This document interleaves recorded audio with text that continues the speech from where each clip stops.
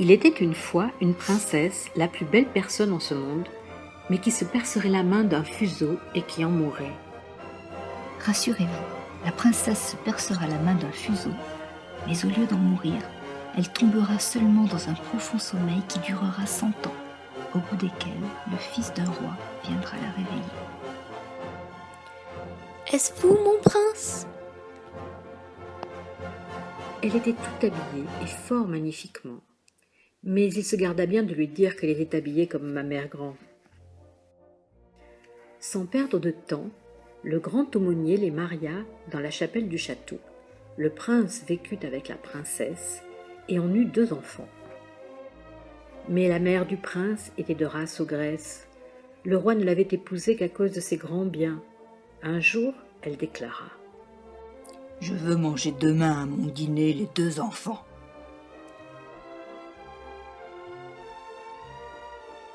Il était une fois un homme qui par malheur avait la barbe bleue. Un jour, la barbe bleue dit à sa femme qu'il était obligé de faire un voyage en province. Voilà toutes les clés de la maison. Cette petite clé-ci est la clé du cabinet. Ouvrez tout, allez partout. Mais pour ce petit cabinet, je vous défends d'y entrer. La jeune femme fut pressée de curiosité. Elle prit la petite clé et entra en tremblant dans le cabinet. Elle vit toutes les femmes que la barbe bleue avait épousées et qu'il avait égorgées l'une après l'autre.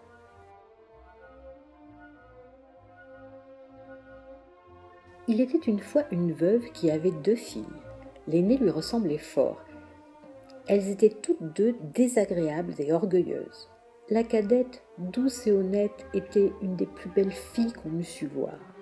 Un jour que la cadette était à la fontaine, il vint à elle une pauvre femme qui la pria de lui donner à boire. Vous êtes si belle, si bonne et si honnête que je ne puis m'empêcher de vous faire un don.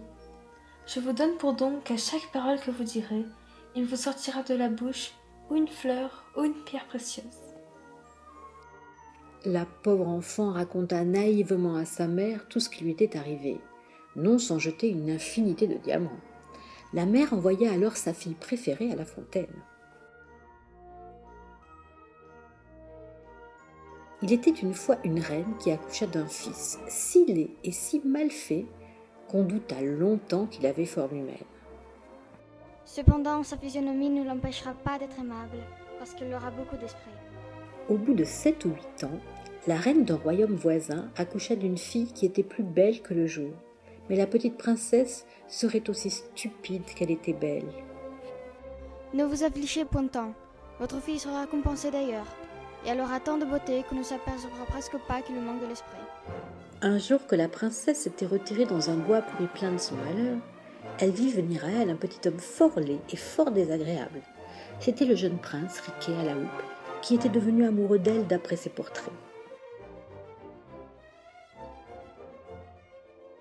Il était une fois un roi, le plus grand qui fût sur la terre, aimable en paix, terrible en guerre. Mais une âpre maladie tout à coup de sa femme attaqua les beaux jours. La reine, entre ses bras, mourut. Il voulut procéder à faire un nouveau choix, mais l'infante seule était assez belle.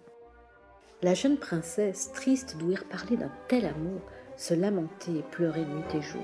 De 1000 chagrins à l'âme pleine, elle alla trouver sa marraine. Il faut que vous partiez en quelque état lointain. Pour vous rendre méconnaissable, la dépouille de l'âne est un masque admirable.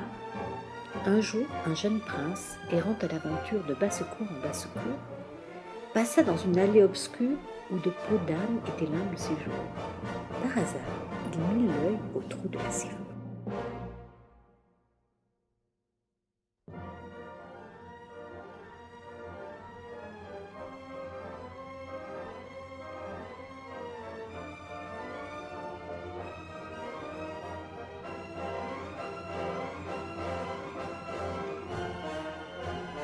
Il faut mourir, madame.